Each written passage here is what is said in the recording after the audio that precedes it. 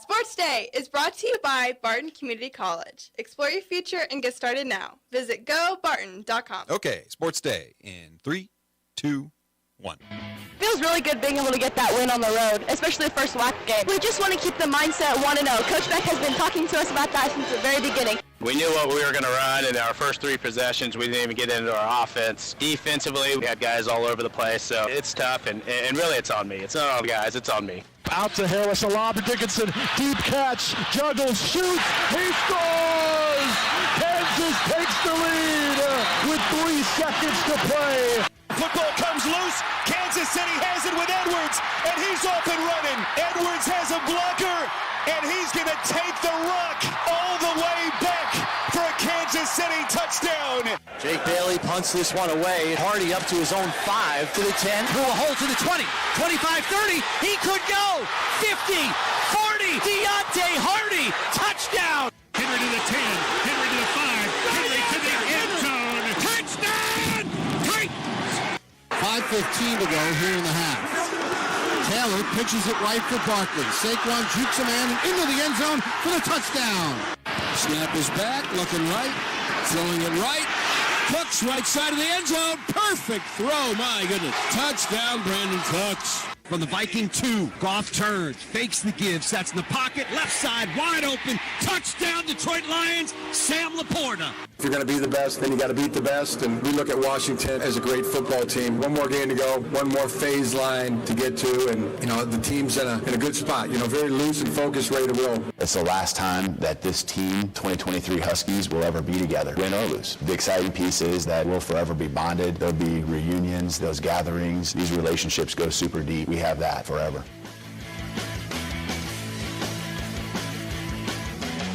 Welcome on into Sports Day here on 1590 KVGB and 95.5 FM. Aaron Clark filling in for Steve Webster this week. Excited to bring you guys a great week of Sports Day. Sitting across from Mike Corson and Mike Hesher. Guys, we've had a full weekend of some fun sports. Ready to dive into a new week with you guys. Yeah, Webby knew it was playoff kind of season, so he's like, I'm out of here. Clark's got this. He was. He decided that this would be the best week for him to go skedaddle and do whatever Webbies do in their free time. He knew I could handle it, and so we've got a good dose of some football coming your way. The NFL playoffs have been set, as well as a preview into tonight's college football championship between Michigan and Washington. We'll also be talking to Jim Masunas, joins us in studio, taking a look back at the studio or at the weekend in sports news, as well as Mike Corson goes on the prowl with head coach of the Great Bend Wrestling team, Gannon Reichert. Awesome. Excellent. You're on your toes, Corson. I love to see it. First, though, of course, we will have our sounds of the past 24 hours and of the weekend.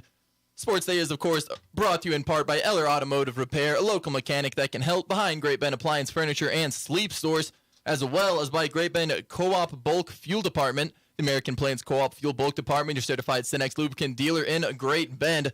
Diving into our sounds of the past 24 hours, starting out on Friday. We like to do it in chronological order. So you heard from Sadie Spray. Spray's able to help the Great Bend Lady Panthers get a 44-34 victory on the roads to start WAC play over the Garden City Buffaloes. Spray had 22 points. It's her third game in a row with over 20 points against Garden City. However, the 2 contests last year, Great Bend came up just short. One of those, that game went to overtime. This year, though, Panthers start WAC play, and their series against Garden City strong, get a 44-34 win.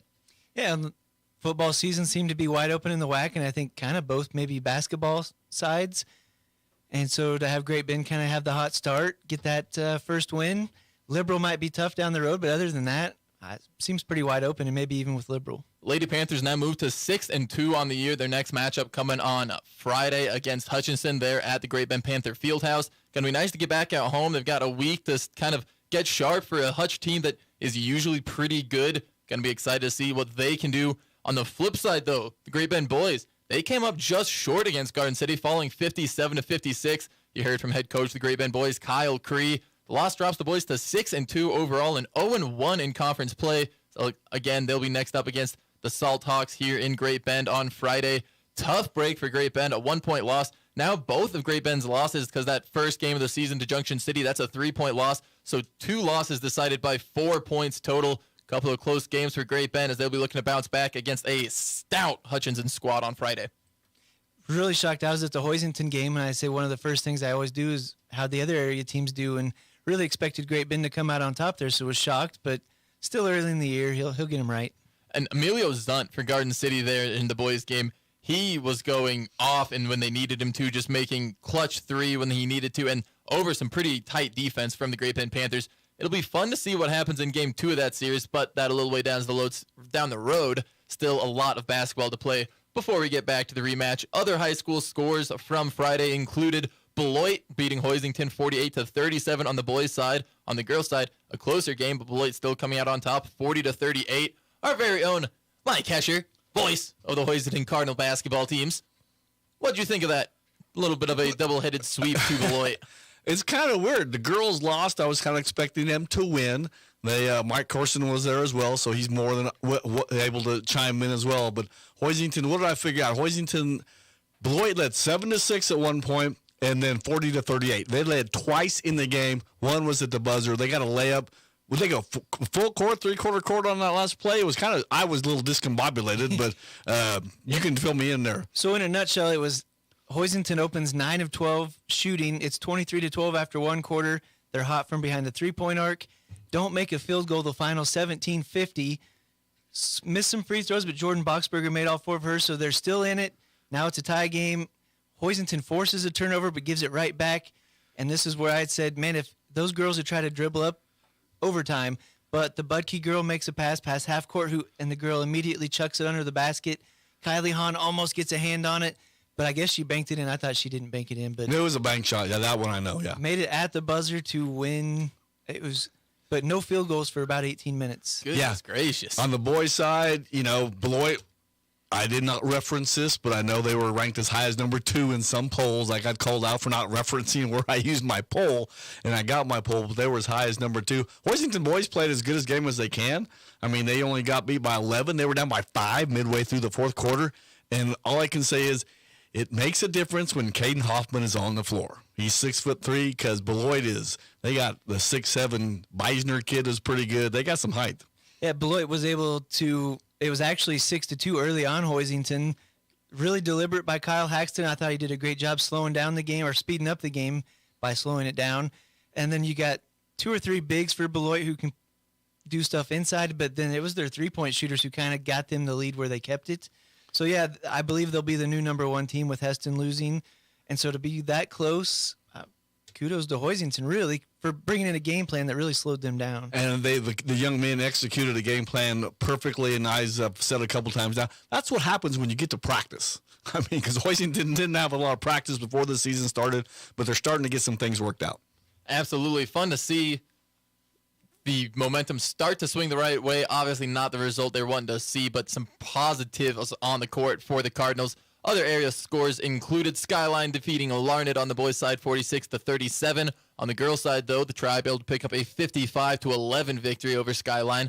And then rounding it out, we had Victoria picking up a double-headed sweep of Otis Bison, the boys winning 47-30, while the girls got a 67-38 win. For a full list of results and postponements from Friday, because there were a whole host of postponements on Friday, including the Maxville versus Central Plains getting postponed. Those games will be played on the 26th of January now. Head on over to GreatBendPost.com, though, to stay updated on all the local area sports. Keeping it rolling in our sounds of the past 24 hours and the weekend. You heard as the KU men's basketball team, they opened their conference play with a narrow 83-81 win over TCU on Saturday. You heard as Hunter Dickinson able to make a last-second layup that gave the Jayhawks the lead. A close win, but a win nonetheless improves the Hawks to 13-1. They'll be next up coming against UCF at UCF on Wednesday. We'll have coverage of that game at 5:30 on Hits 106.9. That's too much football. I didn't watch any basketball. I was going to say, I didn't get a whole lot of basketball in, but do know one thing about UCF. They lost to K-State in their Big 12 opener. It wasn't very close. K-State Wildcats pick up a 77-52 victory over the UCF Golden Knights. Jerome Tang's squad, they'll be back up on Wednesday in West Virginia, taking on, well, I should meant to say in Morgantown, taking on West Virginia. I think WVU is one of the few losing teams in the conference, so hopefully some good things. And they were able to turn it around in football season after a shaky start, so don't count the Mountaineers out yet. Moving along into our football heavy weekend, though. We had the NFL final regular season week get played. For the Chiefs, it was a lot of rest going on, but they're still able to pull out a 13-12 win over the Chargers, who pretty banged up themselves. Moves them to, what's that record, Hesh? I believe 11-6, and I'll be expecting my pizza later today, gentlemen. I was gonna say we'll have to. Well, I think it's gonna be on to Webby to supply that for you because he's off all week. Okay. Exactly. So we'll have to pass that buck to him on next Monday. That'll be a fun little surprise for him to come back to you. Yeah. I wasn't gonna make Corson buy it. It didn't seem like that'd be very fair, and I've got the whole host responsibilities to get to this week, so I can't do it. It'll be fun for Webby. Chiefs, though, 13-12, they had already kind of cemented their status at the 3 seed. Probably not the result they were wanting to see at the Buffalo-Miami game. No, I think that was a good thing. Buffalo winning? Now Miami, because they're talking it's going to be super cold this weekend. Miami has to come to Kansas City, and they're talking at least around here is 0 degrees. If Miami would have won, Pittsburgh would have been coming to Kansas City, I believe. See, and some people were uncomfortable with that. I kind of like the idea of Miami having to come up to Kansas. I would much rather. If you have to play the Dolphins, playing them at home when it's supposed to be 10 degrees, just with the style of offense they like to play, that's definitely where you want to play them. But if they could have been playing the Pittsburgh Steelers instead, I think the Steelers are still a little bit of a step down in talent and threat level to Kansas City than maybe the Dolphins. The added benefit is if you do knock them out, you could say that's a number 2 seed that you're playing in unfavorable conditions and get them out of the bracket. But yeah, if you look at the game, I know it didn't mean much and blah, blah, blah. Everybody was setting out. Still no offense. You had a defensive touchdown. Still relying on Butker to come in and win the game. But it was also a game you didn't have to win and you still won it. So there's that positive. How about the Chiefs sideline just going crazy when Chris Jones gets that incentive sack? I did not want him to get it, but when he got it, I will admit that was the most entertaining part of the game. What's your thought process behind not wanting him to have it? Would you rather have the billionaire Chiefs owner get it rather than the millionaire Chris Jones? Yeah, I'm probably against incentives, but the only reason he was out there was to do this one thing, and he had several chances, and he came close a few times. So just because he held out at the beginning of the year, it would have been funny to stiff him a little bit. Sometimes you do see players, and I guess teams give players, like if they're a touchdown away from something, they'll give them that incentive base, like, hey, we win the game, we'll give you your incentive. That way they don't have that kind of like stat chasing thing. But Kansas City, they let him get after it, and he was able to do it. Now, and I say all the time we lose scope of how much money this is. So he's already got a ton of money in the bank. Imagine if he had twisted a knee before he got the sack, and it would have been, hey, we could have had our star defensive guy, or he could have had $1 million, and he chased the money again, and now we're without him. So it is if I'm ownership, I would probably say, don't worry about it. We got you. Go ahead, sit down. Especially with as much heavy lifting as the Chiefs' defense has been doing for him this year. Chris Jones, a huge part in that. The defense, they're going to have to keep it up if the Chiefs want any sort of a deep playoff run, because originally it was kind of looking like, oh, you might have a softy on offense if the Steelers have to come in. That Chiefs defense is going to have to be on point trying to take care of a Dolphins offense that's pretty capable of scoring. We did see the Bills defense give them some trouble. Taylor Rapp last night, Bills safety, playing a heck of a game, had 2 great plays to end it. One of them just knocking the ball away from a Dolphins, a Tyreek Hill. Second one, getting the actual interception to close out the game. And I know Hill's had success in Kansas City playing in the cold, but I don't know how fast you get acclimated or disacclimated, but did have some big drops last night, and it wasn't 10 degrees, so that's got to be promising for Chiefs fans. But I got to throw this one out. So when Edwards runs it back, he gets hit in the end zone. Could have been injured on that. It was kind of an ugly hit. It didn't get flagged. Well, that guy took a hit in the back later in the game, and you got to think Edwards was like, yep. It's your boys coming and getting your back, your dogs. Literally. You get speared, and then they come and get your back. Talked about the Bills game. The Bills picking up a 21-14 win over the Dolphins. What a way to end the regular season for Buffalo. After the doubts to start the season, got off to a rough and rocky patch there at the beginning, had a lot of doubts. Wasn't looking like they were even a lock to make the playoffs. Now to come back, secure the number 2 seed in the playoffs. 4th straight AFC East division title for Buffalo. They're rolling heading into the postseason. And I know Allen's fun to hate because a little bit of a rivalry with Kansas City. Talk about a gamer. He made some huge plays in that game. Tough plays where he put his body on the line. Still didn't score that much. You could look at the interceptions. Basically, you're talking 6 points. The one was a 4th down play, so it was just like a short punt. But no offense, so you got a punt return. So it was promising for the other teams in the league, but still, when it came down to it, Allen stepped up and won the game. One of the texts I sent my best friend last night while watching the game was, he's just fun to watch. Oh, I love like, there's like, he catches a lot of flack for the turnovers, but he's ran for almost more interceptions than he has this year, but that's beyond the point.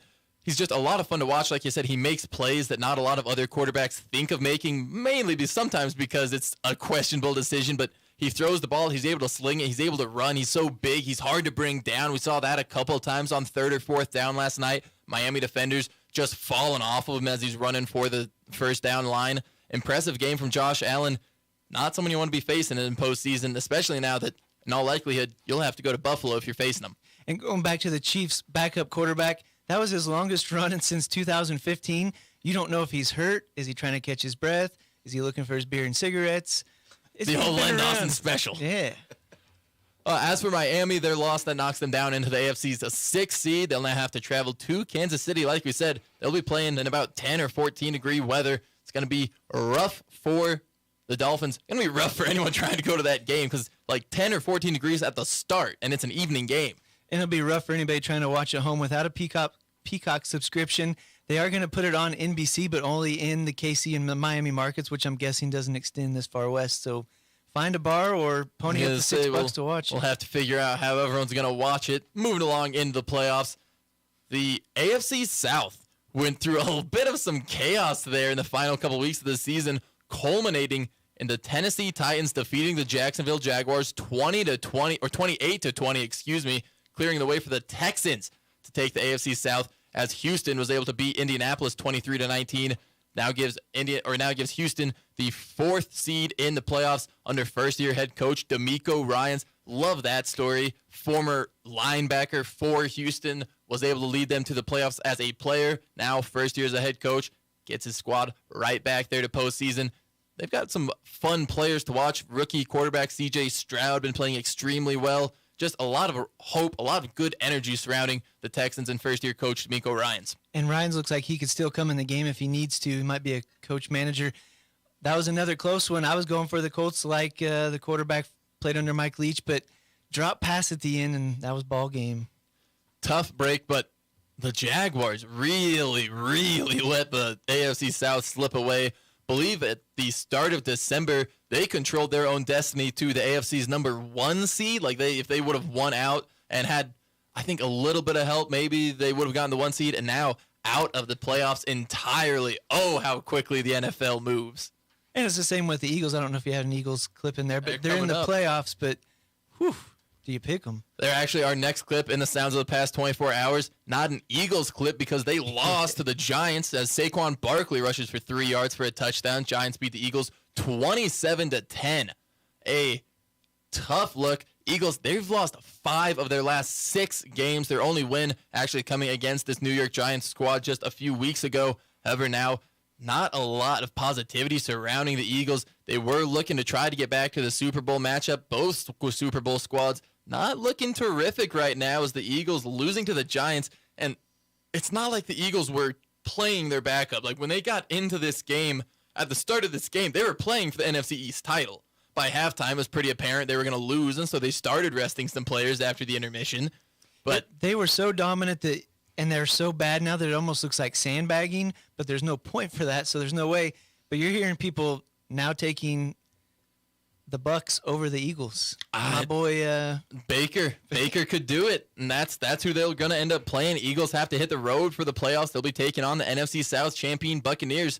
Tampa Bay, they're fresh off of a 9-0 win over the Carolina Panthers, so not necessarily a ton of momentum heading into the postseason, but they've been playing scrappy. Baker, he at least seems to have the locker room there in Tampa Bay. He's gathered that team. They seem to be around him, and they seem to support Baker as the quarterback there for the Tampa Bay Buccaneers. And he does seem to show up in big games, so being that this is maybe his really time to shine in the NFL, maybe looking for a contract, hopefully he pulls out. I'll be cheering for Baker. Still one of the best quarterback discounts just on paper this year. Baker making $4 million, less than a lot of pretty average backups. Rolling along in our sounds of the past 24 hours, though, that Eagles loss paved the way for a Cowboys NFC East crown. Cowboys beating the Commanders 38-10. They'll take the NFC's 2 seed. They'll be facing off with the Packers at 4:30 on Sunday. Green Bay, they come in, snag the final NFC South or NFC postseason spot. It's a fun year. First year starting quarterback Jordan Love, third or fourth year on the team. He's had plenty of time to grow. Looking like Green Bay might go from Brett Favre to Aaron Rodgers to Jordan Love and have three incredible quarterbacks all in a row. I think Dallas will be tough to beat at home. If it was anywhere else, I would pick against them, but being at home, they're at least safe for one game, I think. They've got that Jerryville protection, Jerry World. Moving along, though, you heard the call on WXYT-FM as Jared Goff completing a 2-yard pass to Sam Laporta for a touchdown as the Lions beat the Vikings 30-20. They'll enter as the NFC's 3 seed, hosting the Los Angeles Rams. The Rams, they were able to defeat the San Francisco 49ers. Puka Nacua setting the NFL rookie receiving record. Matthew Stafford now, he's got a couple of impressive seasons under his belt just in terms, he was the quarterback when Calvin Johnson broke the all-time yards record. He's quarterback when Puka Nacua breaks the rookie's record. He's the quarterback he threw for Cooper Kupp's Triple Crown. He's got some impressive accolades there under his arm, thrown to some really talented wide receivers. Like I said, Lions and Rams matching up. That's going to be a fun one here. They'll match up this weekend. And then rounding out tonight, Corson, we get to see your Washington Huskies. We've been getting to hear the praises all season long. Now we finally get to see what they can do against Michigan. You heard Michigan head coach Jim Harbaugh as well as Washington head man Kalen DeBoer.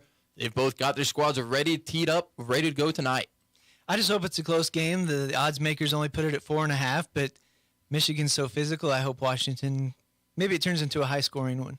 We'll be able to talk about that game a little bit more. However, now we're going to go ahead and take our first break. I'd like to remind everyone that Sports Day is brought to you by Equity Bank. More than 40 locations throughout Kansas, including Great Bend, Larned, Maxwell, and St. John's, equitybank.com, as well as the Barton Cougar Booster Club, continuing their efforts to make the Barton Athletic Department the best in the country. We'll have more Sports Day coming up. Jim Masunas will join us talking about the recap of high school sports this weekend. Don't go anywhere. It's Sports Day on 1590 KVGB and 95.5 FM. Attention high school juniors. Explore your career paths at Barton Community College's Junior Day on February 14th. This fun and free day features an on-campus tour, giveaways, yard games, pizza, and did we mention $3,000 in scholarships will be up for grabs. Learn about a variety of career paths, some of which can get you into the workforce and making money in just one semester. Sign up online now through February 1st at juniorday.bartoncc.edu. Love your phone but tired of your current provider? Bring your device to Next Tech Wireless and experience wireless built by Kansans for Kansans. For a limited time, get 4 lines with unlimited data for $100. Have questions? Call or text our local customer care team at 877-621-2600. Next Tech Wireless. Home on the range. If you need physical therapy, consider Advanced Therapy in Great Bend and Progressive Therapy in Larned and Hayes. There's nothing like A-STEM therapy. This is Tim Marcus from Progressive Physical Therapy in Hayes. Research shows that A-STEM therapy improves muscle performance and neural functioning.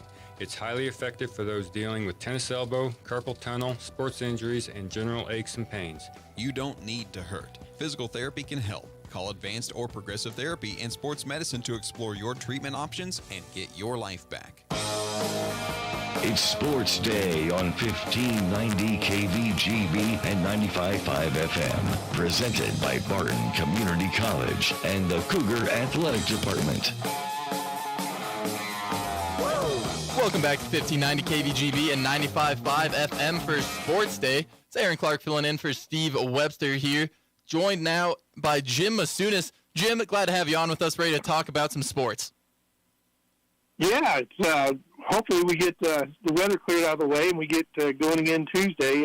You never know. The bowling was postponed until Wednesday for Great Bend girls. They captured their first tournament over in Wichita. It's a fun format over in Wichita. It's a Baker format where each player shoots two frames, and then you have 5 bowlers each shooting 5 frames. So it's a true ultimate team concept. It would like be playing a golf tournament where you hit a shot and somebody else hits a shot. So it's a fun format, and the defending state champion, Great Bend girls, opened up with the first place trophy, first place medalist. Well, that's good to hear.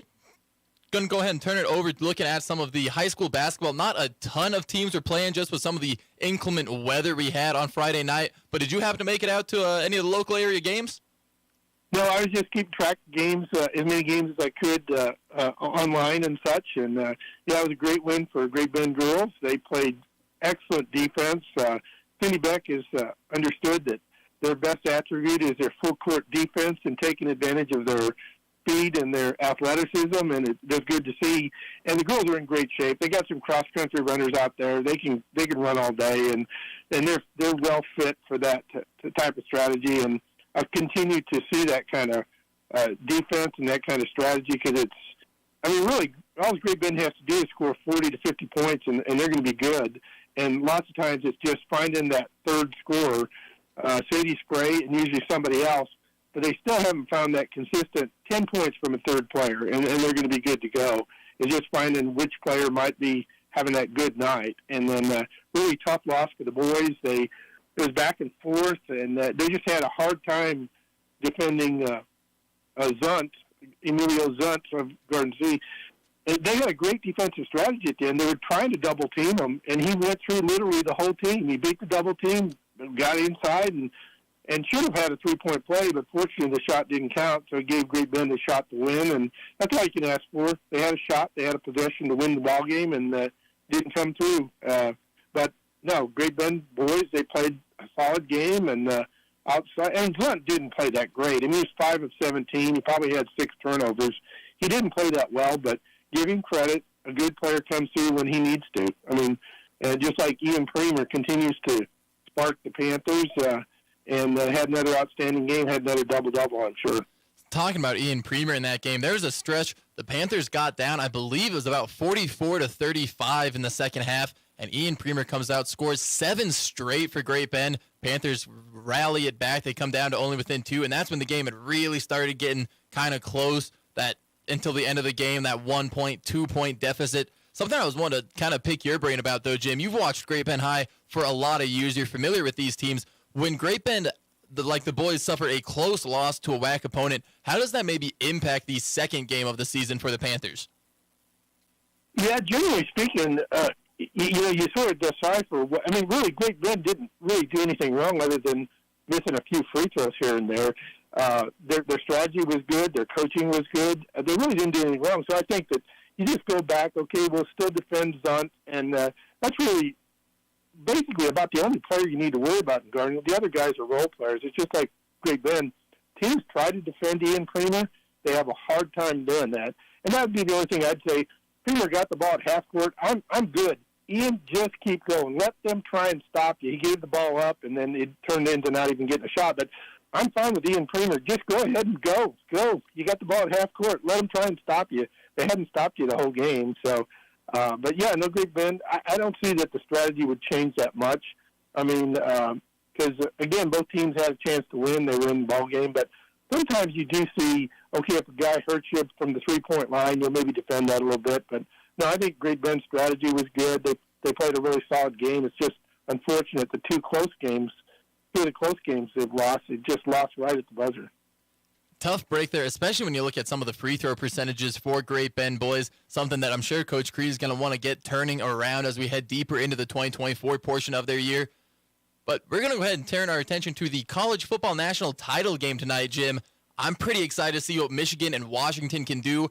I'll be honest, coming into the semifinals, I wasn't sure how good Michigan would look against that Alabama team.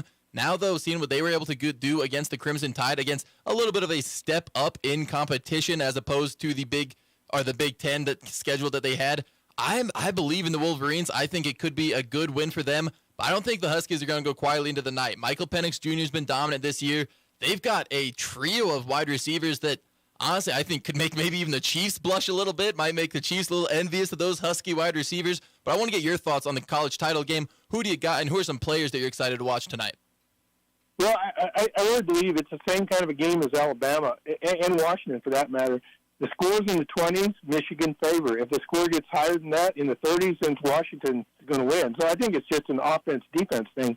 Washington's quarterback and their passing scheme, they get rid of the ball very quickly. Alabama tended to hold the ball a little bit, and Michigan was all over that I mean, they sacked him numerous times, and then on the key play of the game, they swarmed over the quarterback and didn't let him in the end zone. So I think it's really a scoring thing. If it's in the 20s, it's Michigan. If it's higher than in the 30s, then Washington's going to dictate the tempo. But really, the question is how does Michigan counteract that? Quarterback's just going to get rid of the ball quickly, so they're just going to have sure tackling, which they did against Alabama. I mean, they're a very good defensive team, so I think it's an offensive-defensive type of game. I always personally like if you've got a strong defense, but again, if Washington can put up 35 points, 33 points, they're going to be good to go. So it really depends on what the score is. I think that's... Go ahead. Favor Michigan a little bit, but not by much. I mean, they've got a nice running game, and Washington's been a little susceptible to the run game. I think that brings up a great point. It's kind of like the culmination of the two conferences. I know the Pac-12 technically dissolved now, but you think about the Big Ten, you think low score in 20 games, good run, quick passes, stiff defense, good, not allowing a whole lot. And then you think Pac-12, that's a little more the high-flying offenses league. If they get into that game, like you said, I like Washington's ability to be able to put points up in bunches. Rome Odunze, the Washington wide receiver, he's about as good as any college wide receiver you're going to see. He can make play after play, and he's just got so many guys behind him. The big question is going to be, what can the Washington defense do against a Michigan offense that just gets methodical sometimes? The Michigan team, if they can start running on you, they've got Blake Corum back there. He's probably the best running back in college football in college football. I know he didn't win the Doak Walker this year. That went to Ollie Gordon. But he's an incredible prospect at the NFL level. Excited to see what Corum can do against the Washington defense tonight. Yeah, it's really a game. Can Michigan control that game offensively and shorten the game, or does Washington put them behind with the quick scores and then forces Michigan? So that's really the ball game: is who's controlling the game as far as the score. If Washington gets up 2 scores, then Michigan has to play their game. If Michigan gets up 10-7, 13-7, then Washington gets slowed down. Their offense is sitting over there, and that's really how I see the game going. Of course, turnovers could always be a factor, but those are always hard to guess on. So, who'd the experts go? Like Mike Corson, is he going with Washington or Michigan? I believe last I talked to him, he was going with Michigan. He took some pride, swallowed a little bit of his fandom, and said with the pride of the pick'em on the line, he couldn't be blinded. So I think he was going Michigan. I picked Michigan personally. Like I said, I got a lot of faith in that Wolverine squad coming off of the Alabama game. But I agree with you 100%. If it gets to where Michigan has to score 35 points to win or 40 points even to win, I don't know if the Michigan offense is capable of doing that. It'll be fun to see. Yeah, one of my I always throw these picks out. One of my picks 2 weeks ago is, it's going to be a Harbaugh sweep. They're going to win the NFL, and they're going to win the college. So it's on the table for sure. And absolutely a pretty good holiday season to be those Harbaugh boys. You know, one of them was coming off of securing the AFC's #1 seed. One of them had just found out they were going into the college playoff. Now the momentum just carries along. I'd love to see a little bit of a Harbaugh sweep. Maybe not win it all, but the Ravens, they'd be fun to see in the Super Bowl in Michigan. They stand a great chance tonight. Do you have a score prediction for tonight?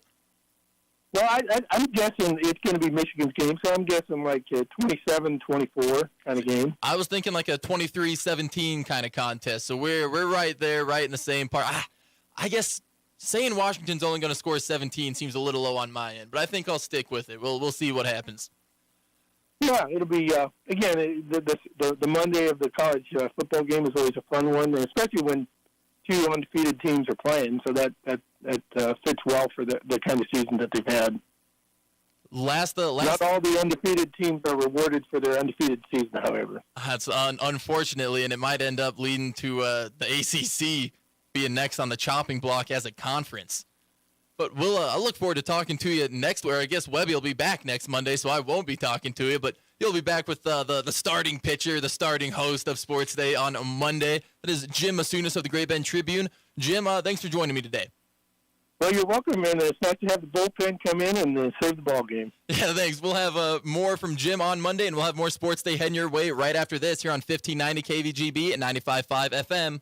Community bankers should actually know your community. Hi, I'm Amy Herrera, Regional Retail Manager for your local Equity Bank. As someone who lives here, I know many of you, and I know what's important to you. I've been in the industry a long time, and I've helped many people navigate through financial challenges and lead them to financial opportunities. I believe that people bank with people. I'd like to invite you to stop by one of our region's 5 locations and meet our friendly, helpful staff. Let us show you how we're committed to serving you in our communities. At Equity Bank, we're right here beside you. Member FDIC. When it comes to car maintenance, it's good to know a local guy that can get things done. The Eller family has been in the auto repair business in Great Bend forever. Greg Eller continues that long tradition of helping people. Eller Automotive Repair specializes in wheel alignments, oil changes, and general maintenance for all makes and models of cars and small trucks. Open 8 to 5 Monday through Thursday, 8 to 4 Fridays. Eller Automotive Repair at 915 Morton, right behind Great Bend Appliance, Furniture, and Sleep Source, 10th and Morton. Hey everyone, this is Cole Wright, voice of the Barton Cougars. Attending sporting events for Barton Community College is great, but did you know you can support the athletic teams even further by getting involved with the Cougar Booster Club? The Boosters help with fundraising for equipment and facility upgrades to give Barton athletes every opportunity to keep succeeding at the regional and national levels. Join the Cougar Booster Club as an individual or business. Call 620-792-9377. Become a booster today. Go Cougars. This is Great Bend Basketball on ESPN Radio, 1590 KVGB.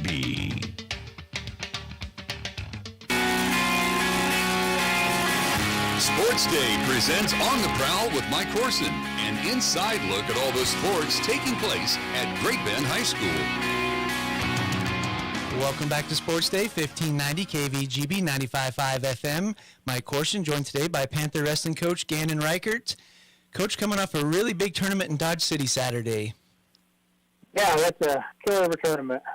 Had several number ones. I think you had the number 1 team in 6A, number 1 in 5A, number 1 in 321A, so 3 of the 4 classes represented. I might have thought going in that Hoxie was kind of the team to beat even as a 1A school. You're from 1As. You're from that kind of country up there in northwest Kansas. How impressive is Hoxie as a 1A school to be 3 times champs going against Class 3A schools?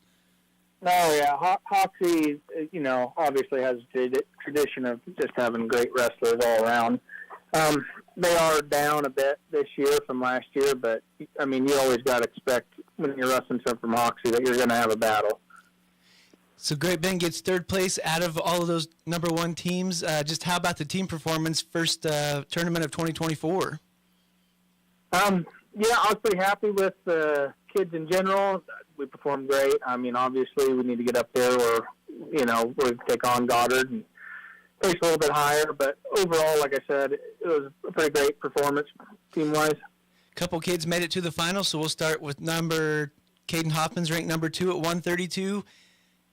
Goes to the finals where he loses against the 6th-ranked kid from 6A, but goes the decision for an 8-1 loss. Anything big you're seeing out of him? I know that, I keep saying it over and over again, but I know the day before on Friday he was having some stomach issues. I'm not going to blame it on that. We got to sharpen up a bit, but I know Caden eventually could take on that kid if we get our toolkit all sharpened up. And we've talked about Cooper Lyles a bunch, number 2. But lo and behold, he runs into top-ranked Jacob Goodwin of Goddard in the finals. And then there was also a number 5 kid from 6A. Second place in a really tough bracket. I know he's had some limited experience. How proud of him? Oh, yeah. Cooper, it didn't go our way in that finals match. But considering where we're at, we got a good look at him. He wrestled great, and we can kind of revise from here and figure out what we need to do. A kid we don't always talk about because he's not in the rankings necessarily, but Aiden Davidson going for 3rd place at 175, goes 3-0 in his pool matches with a pair of pins. How about his tournament? Oh, yeah, Aiden, he joined us kind of late. He just started, I think, with the Pratt duel of his first match, I believe. Yeah, he looks great. He's a heck of an athlete, really. He just needs to sharpen up his wrestling technique a bit, and then he'll be on point where we're wanting him. Talking to Panther Wrestling Coach Gannon Reichert. And I think before the break, we talked about maybe some of the weight switches some coaches have pulled. So Junction City, a couple heavyweights that are ranked, and they moved those guys around and really kind of impacted what how you guys finished. So Trenton Kern at 190 ends up in 4th. Do you have any inkling going in that maybe he's not going to see a kid you think he's going to see? Oh, I mean, that's tough to say on that, really. We're just going to have to play it by ear, but Trenton's a tough kid. I think he can take on about any challenge thrown at him, especially now that he kind of has a little bit of awareness on it. Bunch of kids placed 4th, which is really good for that tournament. Tristan Tomlinson, the sophomore at 120, pins all 3 of his opponents in really short order, but once again runs into a really tough kid from Hutch. How about his tournament? Yeah, so Tristan, he'd had been sitting out quite a bit before break with that injury he had, and just coming back. I mean, him being a sophomore, I think he looked pretty great.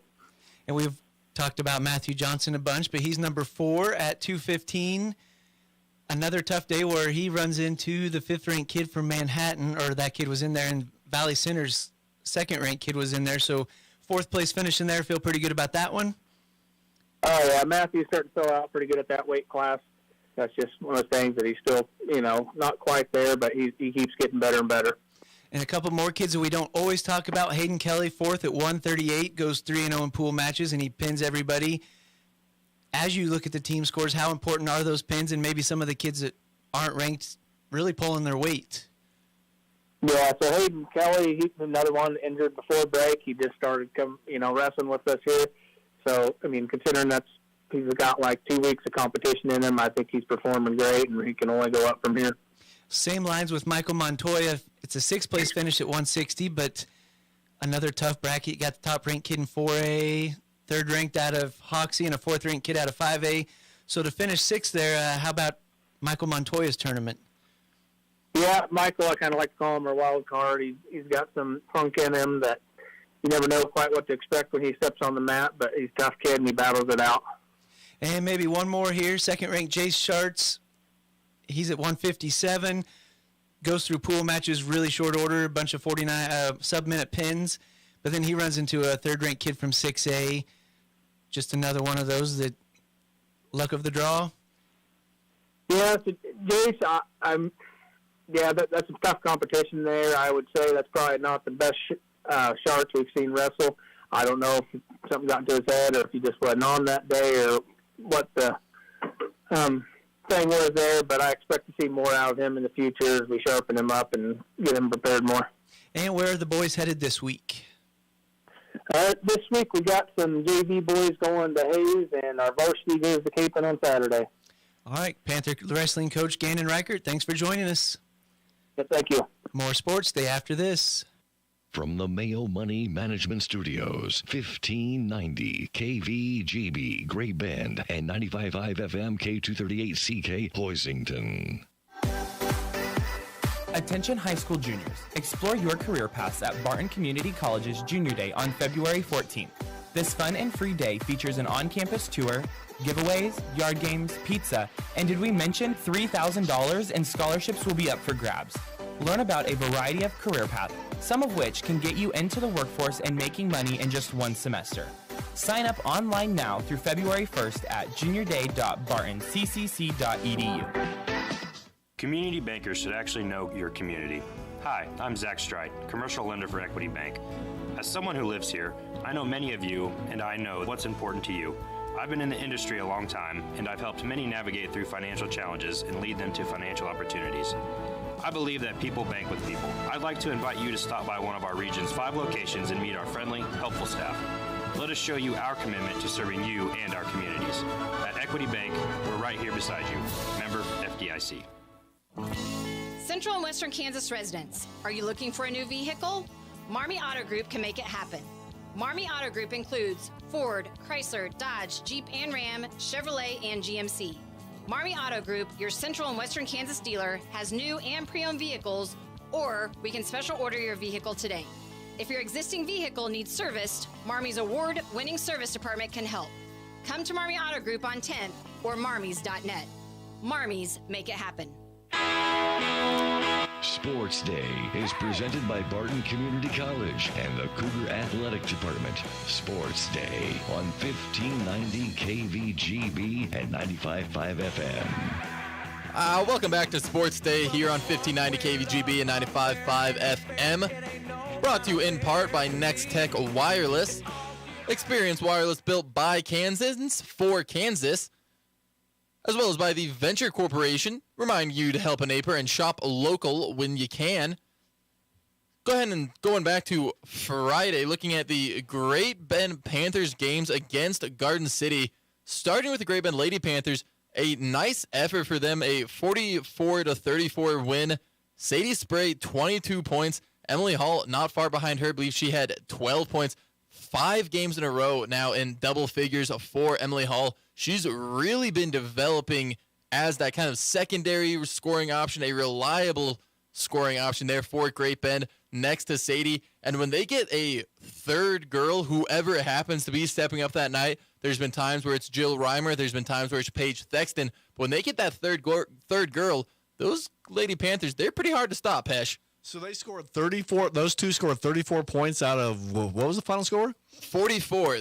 So they had 22 and 12? Because 34 out of 44. That's pretty good. Sadie was half of the scoring for the Panthers. Seemed everything inside falling. Also, some of those outside shots for Sadie Spray starting to fall. And when she comes down the court, pulls up from like probably 2 feet to the left of the top of the arc, it's pretty hard to stop because you're not expecting it. I think a lot of times teams see Sadie come down and they get their paint defense ready because she's such a threat rolling and attacking the rim when she gets close to the bucket. It's pretty likely either ending in a bucket or free throws for Sadie. But when she can come down and hit that outside shot, she catches the defense by surprise. It helps get the Panthers rolling. Nice to see the Great Bend Lady Panthers still being able to go to some youth on their bench, though. Some girls like Alyssa McCulley, Denver Ringo, still getting significant minutes. And they still do a lot of good things for Great Bend. McCulley also showing some outside range and some passing vision. She does a lot of facilitating for Great Bend when she comes on. So who do you expect the third person to be? Is it just a rotating business? I think it might just be a rotating kind of whoever can step up. There's a definite kind of usual suspects list at this point. Paige Thexton ended 2023 very strong. She actually had 12 points. Up to that point, her career high was 6. So she was able to double her career high total output, and she's just really been working down low very well, something you'll hear everyone who has watched Great Bend Lady Panther basketball the past couple of years knows Paige Thexton, about 5'7". Goodness gracious, she plays bigger than that down low, gets in the weight room, and she doesn't get pushed around very easily down there. Also a very vocal leader for the Panthers. A lot of times you see Thexton get up, she's yelling, she's helping someone out, she's telling someone, pick your head up, something like that. Fun to see that from a senior leader there for Great Bend. Moving it over to the boys' side, though, tough 57-56. Now, 2 losses for Great Bend by a total of 4 points. The first one at home against Junction City, that one by 3 points. This one on the road, starting their conference play against Garden. Tough break for them. A hard shooting night at the charity stripe for Great Bend. That's kind of been the case for them all year. Not exactly where you want, below 50% for the season, I think. And just tough to lose the games by at that little score when you have the struggles at the charity stripes that they've had. Yeah, it kind of sounds like the Hoisington girls. I mean, kind of the same way. They, lost by 2 on Friday night, but they have 2 young ladies who can shoot the basketball pretty well from the free throw line, but they got multiple ones that are under 50% from the stripe. So, when you lose by 2, you always look at those missed free throws. Absolutely. Hoping that the Great Bend teams can get back on track when they play Hutch on Friday. And they have tomorrow night off. They do. They have a nice little bye here. That's kind of weird. They've had 2 Tuesdays off in a row, right? I thought so, too. I thought it was interesting placed little gap game just coming right off of Christmas break. It was nice that Great Bend didn't have to play on that Tuesday. They had the Friday, and now another kind of one flash in the pan there game. You get a chance to regroup for a week. Right. And they'll need it. That Salttalks team just seems like Hutchinson basketball never really stays down too long. Seems like, especially in recent years, they've had some really good teams come through Hutch. Excited to see what they can do on Friday. Well, the junior college is there as well, and they've had some good teams in the past. So Hutch is kind of known for a basketball community. Well, and we've got a Salt Talk going to Barton right now. The left-handed Miles. Miles. Thompson? I think you're right, Miles Thompson. Yeah, and he's tough. He's a fun player to watch for Barton, and so he's probably a pretty good representative of what that Hutch Salt Talk basketball wants to be about. We do have some cancellations to get into here, Hesh. There's some sports-related ones, just with the upcoming weather. A couple places in the area, including the Great Bend Rec Center, the Great Bend Recreation Commission, their meeting for January 8th has been postponed to January 15th at 4 p.m., as well as all Great Bend Rec locations. That includes the Rec Center, Activity Center, and Gene Kavanaugh Wellness Center will be closing at 3 p.m. today. So if you need to get a good workout in before the snow weather comes in, make sure you get that as well. Also note that all Great Bend Rec practices, after-school programs, wellness classes, and adult volleyball games after 3 p.m. are postponed. So make sure you're planning accordingly. I know I was a regular at some of those rec center after-school programs. You should see mom and dad's house still littered with all the old art projects. Is it really? Mom just won't throw them away. She keeps them for the holidays. She holds on to them. Her young boys did those. Yeah, right, and you can emphasis on young boys because they are not good works of art. And also don't forget, Lorna canceled all activities for today, and Otis Bison did as well, so we're expecting them probably not to play tomorrow as well. And we will keep you up to date on the cancellations and delays at greatbendpost.com. Another one from the Great Bend Rec Center. They all actually canceled all of their morning classes tomorrow as well. So that includes morning basketball games, AM yoga, spin strength and early morning wellness center hours. So all of that going to be suspended here. Believe we have one more break to get here on Sports Day. So we'll go ahead and send it into our final one, then wrap up the show. Stick around here on 1590 KVGB and 95.5 FM, as we'll have more Sports Day coming your way right after this. Venture Corporation is a homegrown company with almost 50 years of experience in asphalt, paving, and construction, and they need equipment operators, mechanics, and CDL drivers. Venture offers many benefits, including 401k and Blue Cross Blue Shield health insurance. Call Leslie for all the details. Work for a family-owned and family-oriented company that is here today and will be here in the future. Venture Corporation, South Highway 281, Great Bend, is an equal opportunity employer. Get the power you need for your farm equipment. The power of peace of mind that dependable Cenex lubricants deliver. With decades of proven off-road performance backed by the industry-leading Cenex Total Protection Plan warranty, Cenex heavy-duty diesel engine oils, hydraulic fluids, gear lubricants, and greases are formulated to provide superior protection for load-bearing equipment. The power you need to keep your business running like a well-oiled machine. Contact American Plains Co-op Fuel Department in Great Bend, your certified Cenex distributor, today. You promised. I took the garbage out. No, I'm talking about all the work we need to get done around here. I know. We need a new roof and we need replacement windows. How about a new bathroom and some overdue remodeling? And how are we supposed to pay for all that? My sister said she called Remodeling Loans and they were able to find her certified contractors. Get approved today and we'll match you with the best contractors in your area. Call 800-921-1403. 800-921-1403. It's Sports Day on 1590 KVGB and 95.5 FM. Presented by Barton Community College and the Cougar Athletic Department. Welcome back into Sports Day on 1590 KVGB and 95.5 FM. It's Aaron Clark filling in for Steve Webster. I'm joined in our final segment of today's show by Mike Hesher. Hesher, we've got some pretty fun playoff matchups coming up in the NFL. Final week of the regular season concluding last night, and a couple of really juicy matchups to go over. I gave you a little bit of a cheat sheet over there. I like the cheat sheet, man. This is good. I think the first game starting on Saturday, believe it should be the Deshaun Watson Bowl going on between the Cleveland Browns and the Houston Texans. The Texans coming to the postseason as the number 4 seed. Cleveland, they picked up the AFC's top wild card spot, coming in as the 5. Obviously, Deshaun Watson, he's injured, not going to be playing in that game. But Houston, they traded Watson to Cleveland in the offseason. Cleveland gives him a fully guaranteed contract, even amidst all of the drama and controversy surrounding him, and he has not played up to that standard. However, late in the season for Cleveland, an unsung hero, formerly of division rival Baltimore Ravens, comes in Joe Flacco, revamping the Cleveland Browns season. Who would have guessed it? Do believe he's been dealing with a bit of some injury struggles, though, so it's been Jeff Driscoll, former University of Florida product.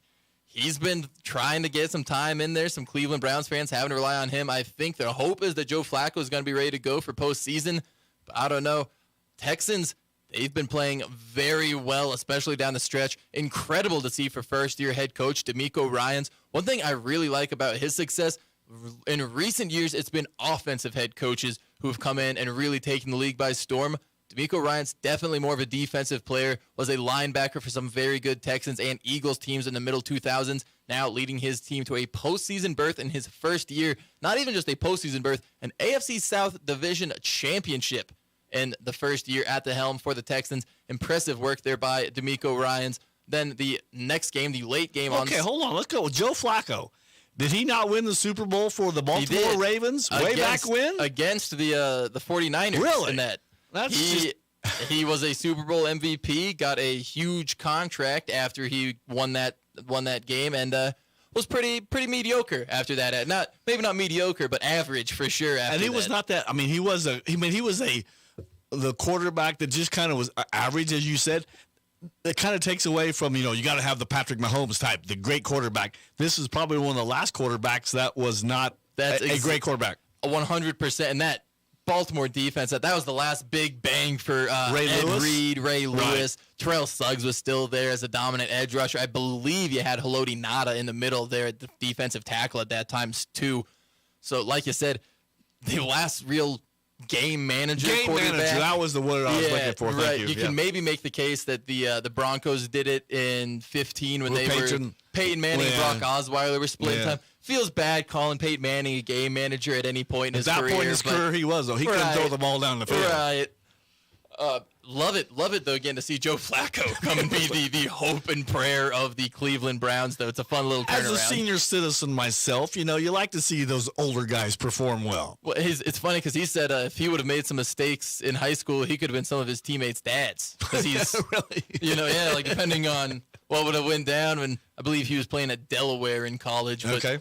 Then the next matchup, probably the one our fans care the most about, the return of Tyreek Hill to Kansas City. Not the first time that the Dolphins and Chiefs have played since Tyreek joined the Dolphins. However, their game this year was in Germany. Chiefs picking up a 21-14 victory over the Dolphins in that game. It's going to be a cold contest, and the cold, that impacts those high-flying offenses. It's a tale as old as time. Can your pass at first, air assault offense last into the playoffs? Miami, they're going to be the next team that gets to test their mettle against the cold. The Dolphins, that's going to be a good one.